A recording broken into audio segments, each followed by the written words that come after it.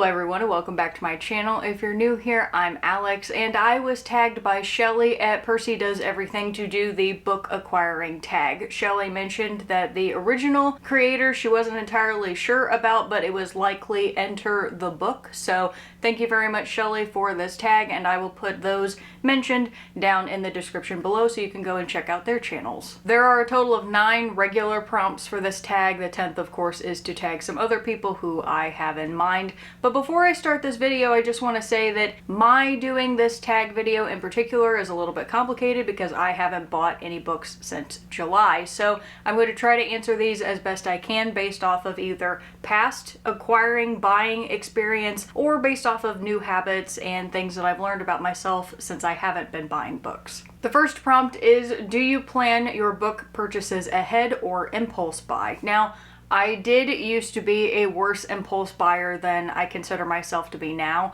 I would walk into a Barnes & Noble and I would start reading the backs of books and I would pick up whatever books I just thought sounded interesting. And what I realized in doing that is, especially when I was younger, I would end up unhauling a lot more books because I wasn't really invested in reading those stories. I just kind of thought that they sounded interesting and then they would sit on a shelf forever and I wouldn't actually get to them. So if I planned a purchase ahead of time, or I waited until I truly knew that I was still interested in reading a book, I was more likely then to purchase it and to read it. So now, I mean, especially now because I'm not buying books, but like even before I started doing the whole no buy year, I wasn't buying as many impulse buy books as I used to. That's not to say that that number is completely zero, because sometimes you end up finding one that you just really are interested in, but for the most part, I'm a plan ahead kind of person. And that leads into prompt number 2, which is, how do you decide what books to buy? So typically I am one of those people that goes and I listen to reviews from other people. That's mostly on YouTube. I'm not on Book Talk. I don't really scour reviews on Goodreads or Amazon, but I do check general, like, average ratings for books, especially if they're ones that I've heard about a lot on YouTube. So I hate to say that I choose books based off of popularity, because that's not really true. I've read some books that I've given 5 stars that I don't ever hear anybody talk about, so that's not to say every book I choose based off of only hearing reviews from other people, but I like to make sure that I'm not wasting my time and my money, so most of the books that I buy are based off of some sort of recommendation. Question number 3 is kind of a long one, which is, what is your philosophy on where you shop? Online versus in person, large versus small, physical, digital, audio, new versus used, etc. For the question of online versus in person, I have been guilty on many occasions of giving money to the devil himself, Jeff Bezos, and I know that it's wrong, and I know that it's not great for independent bookstores and even for chains like Barnes & Noble and Books A Million. So I don't do it proudly. My experience with it is just for the same reason as everybody else, which is that it's convenient and it's less expensive. The same goes for my digital books, is because I get those from the Amazon store as well, because no other e-reader has the selection and the price range that you can get from Amazon. That said, this year, before I went into my no-buy year, I tried to patronize, if you will, independent, small, mom-and-pop shop bookstores in my area more than any other place, more than Amazon, more than Barnes & Noble. I was really trying to focus local because that was something that I had never done before. And I can tell you that even though I was paying more money, and I was paying considerably more than I could have gotten those books on Amazon, I felt better knowing where that money was going and seeing how those shops and those people were impacting our community. And that's not something that you're going to get with an Amazon. You're not even really going to get that with a Barnes & Noble, because independent bookstores also tend to have events that have local authors or, you know, readings and signings for people that you otherwise never would have heard of, because Barnes & Noble only promotes like national bestsellers. I'm trying to reshape the way that I think about buying books, which is hard when you have a price tag of a hardback book that's like $24. And I know that, and I'm not judging any of you if you decide to keep buying from Amazon or one of the other chains, because I understand that money's tight right now and the economy absolutely sucks. In terms of physical, digital, or audio, I almost exclusively buy physical books, but I do have a pretty good backlog of digital ones as well. I don't buy any audiobooks at all. They're just not for me. New versus used is another interesting one. I take excellent care of my books. Like, they're in pristine condition, even even the ones that I have read before, and so I'm pretty sensitive about books that have damage on them unless they were gifted to me, you know, they were a hand-me-down from somebody else and they were damaged. That's different.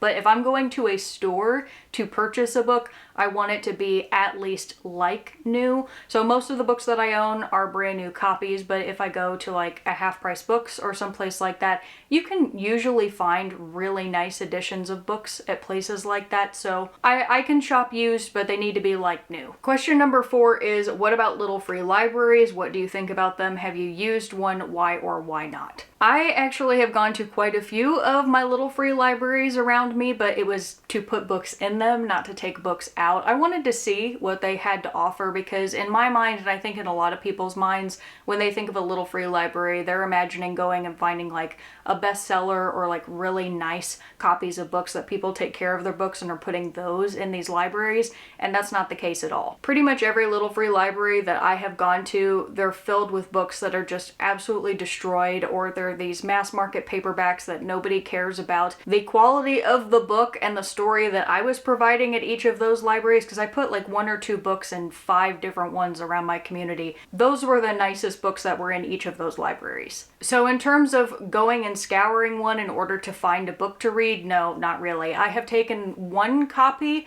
of a book out of a little free library that I was putting another book into, and that was because it was a copy of The Outsider, which I read, I think it was required reading back in middle school, and I wanted to pick it up again, so I was like, okay, I'll take this copy, but other than that, I haven't picked up a single book out of one of those. Question number 5 is, how do you feel after acquiring a book? Do you share like in a book haul or diary? Everybody who loves books enjoys getting new books. It's just the way that it is. I love displaying them. I love looking at them. It doesn't matter whether I've read them or not. I find books to be works of art, so the more beautiful they are, the better it is for me. In terms of a book haul, I think I actually have my first ever book haul coming out before this video, and I've been doing booktube for a year, so if it's my first book haul, clearly that is not my typical kind of content, and the only reason I'm doing a haul, obviously I'm not buying books right now, is because I got them for Christmas from my family. You know, I'll be sharing those, but no, that's not my typical way of sharing what books I've received. Question number 6 is, how do you feel looking at your books that haven't been read? Does it matter if it's currently a lot or a little amount? Well, I can tell you right now that I already know that I have more books in my home that I haven't read than I have. And the reason for that is that I don't actually hang on to every book that I've read. I don't view every book that I have read as being worthy of remaining on my shelves, because I really only want to keep the ones that I plan to reread again sometime in the future, or that I think other people in my life would like to read at some point as well. So yeah, I'm probably always going to have more books that I haven't read than I have, unless I just acquire that many 5-star reads over the course of my life, which would be amazing, and I would love that if that happened. But the truth is that most books just won't fall into that category, and I still get new books. You know, for Christmas I got 10 new books. I have not read, well, actually that's not true. I have read 10 5-star reads this year.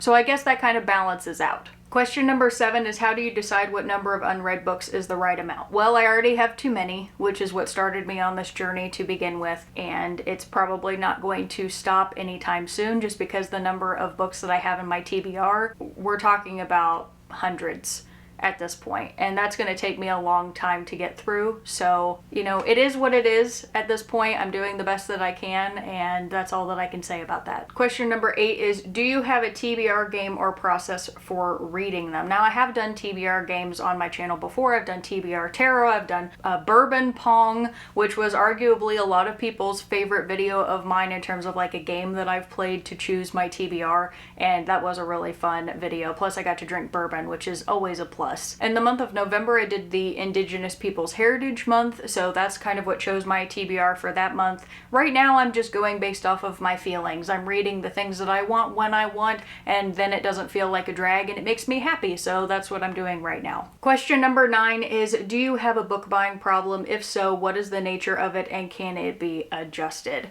I did have a book buying problem. That would be what I would like to say to you. And the truth is, I guess I won't know until after this experiment is over and I go back to being able to buy books whenever I want to see whether it actually made an impact. But I can tell you the things that I've learned. I've started going to the public library more, which has saved me a ton of money, and I've really come to appreciate going to the library and all of the resources that they have available. I've always loved the library, but it's just a totally different perspective when you can't buy books, when you're putting yourself in the shoes of somebody who can't.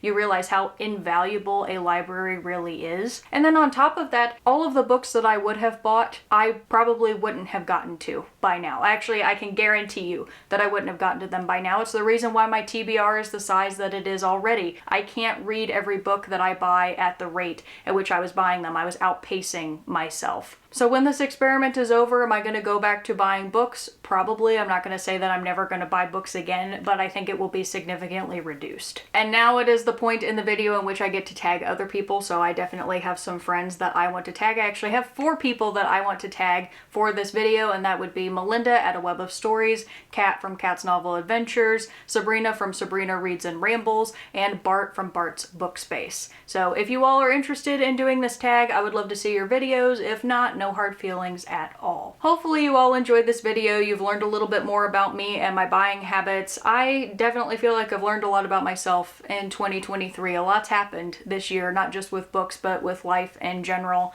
And, you know, I'm really looking forward to 2024. So, as always, thank you all so much for watching. I hope you have a wonderful rest of your day or evening, that you'll all stay safe out there, and I'll see you next time.